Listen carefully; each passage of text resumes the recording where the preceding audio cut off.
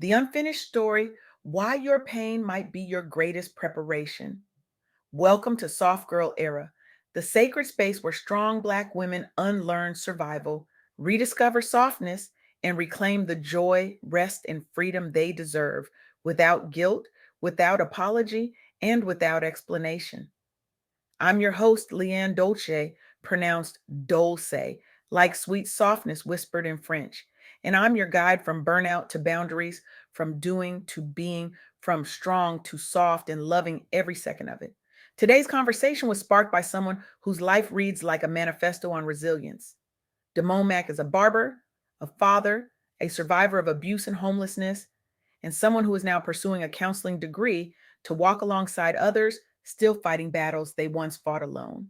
Damone's existence is an act of defiance against every statistic that said they wouldn't make it. They're not just surviving anymore, they're creating pathways for others to survive too. They adopted a newborn son who might have been left at the hospital, and they're building a future where healing isn't a luxury, it's a birthright. What Damone shared with me, what they lived through and emerged from, is something I believe every single one of us needs to hear, especially right now. Because here's the truth, and I need you to lean in for this. Your story is still being written. Where you started is not where you have to finish. And everything you've been through, every wound, every sleepless night, every moment you thought you couldn't go on, can become preparation for your purpose. Let me say that again, slower this time, because some of you need to hear it twice. Everything you've been through can become preparation for your purpose. Damone Mack knows this intimately. They survived abuse, they survived homelessness, they battled depression and suicidal thoughts. They were removed from their home, placed into systems that didn't always see them, didn't always protect them, didn't always believe they were worth protecting. And yet, they didn't give up. They became a barber, built a career, adopted a son, and are now pursuing a degree in counseling so they can sit with others in their darkest hours and say, I've been there and I'm still here. That's not just survival, that's purpose being born out of pain. That's softness rising from the ashes of survival mode. That's what happens when you refuse to let your trauma write the ending of your story. And I want you to hear this today because some of you are in the middle of a chapter that feels unbearable. Some of you are carrying weight you never asked for. Some of you have been strong for so long that you forgot what it feels like to rest, to be soft, to believe that better is still possible. But Damone's story and the stories I'm about to share with you prove that the chapter you're in right now is not the whole book. Let me tell you about Dr. Thema Bryant. She's a Black psychologist, an ordained minister, a trauma specialist, and the president of the American Psychological Association, the largest psychological organization in the United States. But before all of that, before the titles and the accolades and the national platform, she was a child refugee from Liberia, displaced by civil war, carrying trauma that most of us can't even imagine. She grew up as a Black girl, navigating systems that were not designed for her flourishing, systems that didn't see her pain or her potential. The world told her she was supposed to be a statistic, a casualty, a footnote in someone else's research paper. But instead of letting that trauma define her, she pursued a PhD from Duke University. She specialized in trauma and recovery, focusing on survivors of abuse, war, and oppression, particularly within Black communities. She integrated psychology and faith, using both clinical tools and spiritual frameworks to help people heal.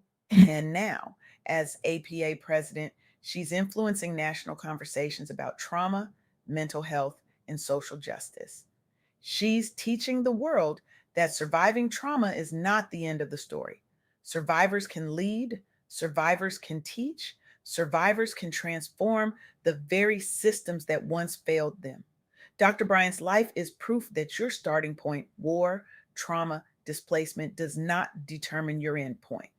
She embodies what Damone Mack lived and what I want you to hold on to today. Pain can be preparation for purpose. And when you heal, you don't just survive, you become a source of hope and stability for others. Now, let me tell you about Tonier Kane.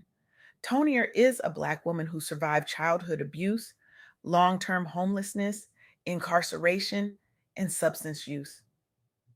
For years, she lived on the streets, arrested multiple times, criminalized for behaviors that were really survival strategies born out of deep trauma. She experienced suicidal thoughts, depression, and feelings of worthlessness that came from being violated over and over again as a child. The systems that were supposed to protect her criminalized her pain instead of treating it.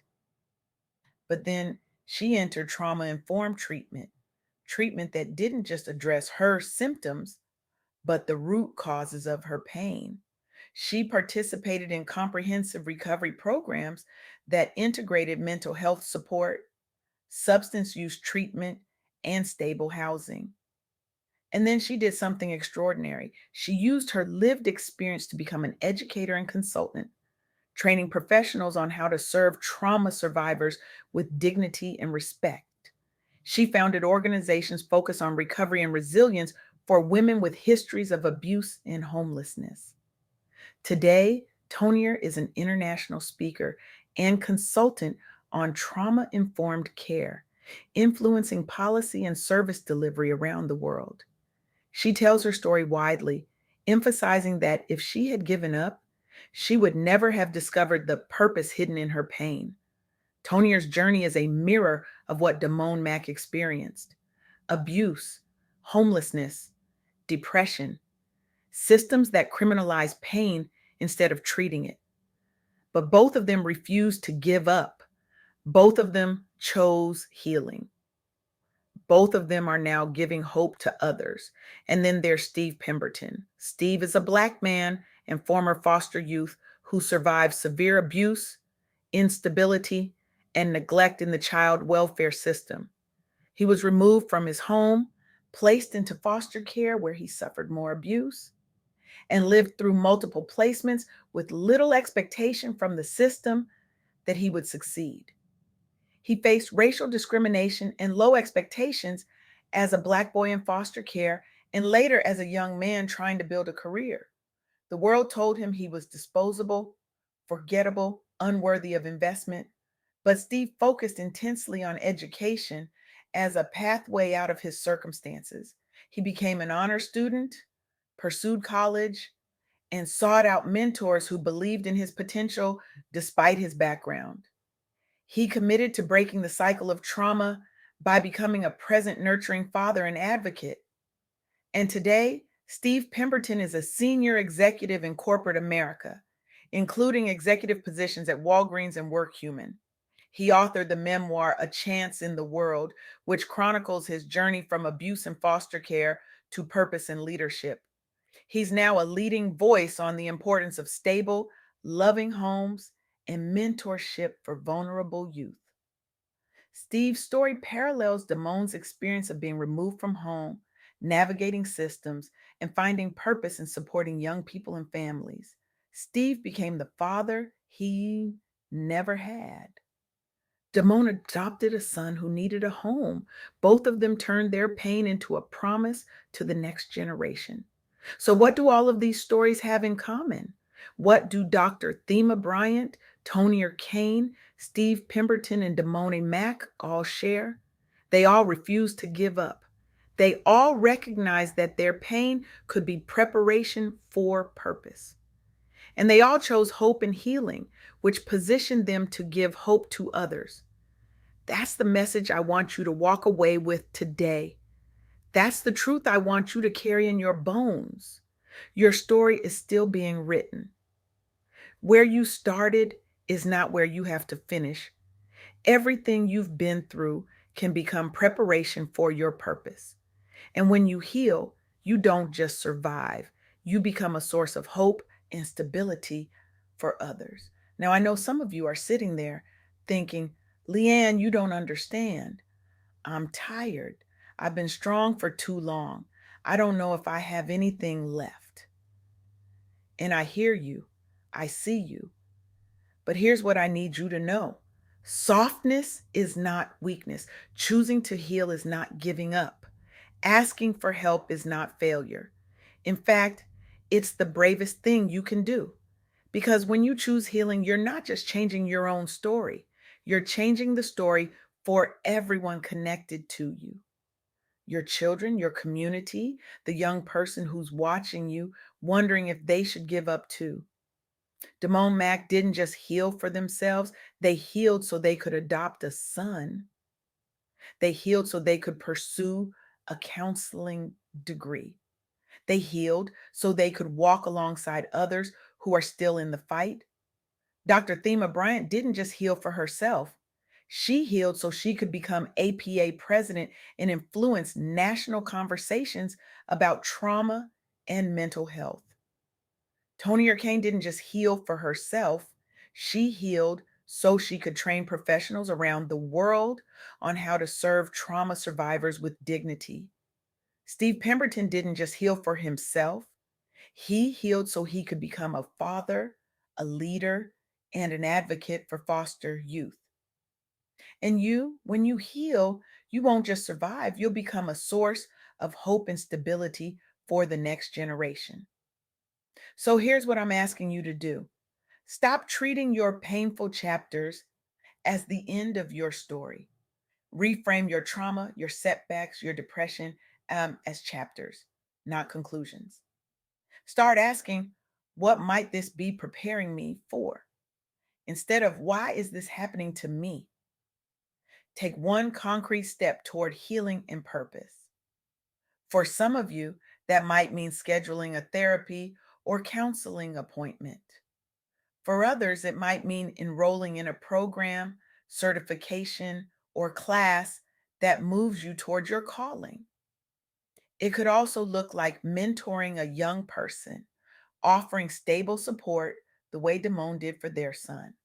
And finally, lean into being a source of hope for someone else.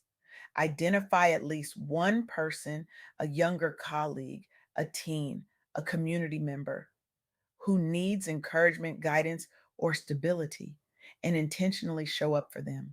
The same way Damone stepped in for a newborn who might have been left at the hospital, you can step in for someone at risk of being left behind emotionally or socially.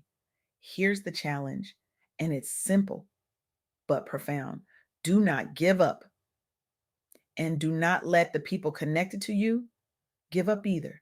Take one step toward healing and one step toward helping, because your story is still being written. And the best chapters, they're still ahead of you. The world needs your healed version, not your perfect version, not your cape wearing, never complaining, always grinding version. The world needs the version of you that said, I survived, and now I'm going to make sure someone else does too. So write the next chapter. Show up for yourself, show up for someone else, and refuse to let pain have the last word. Your story is still being written, and I cannot wait to see what you do next.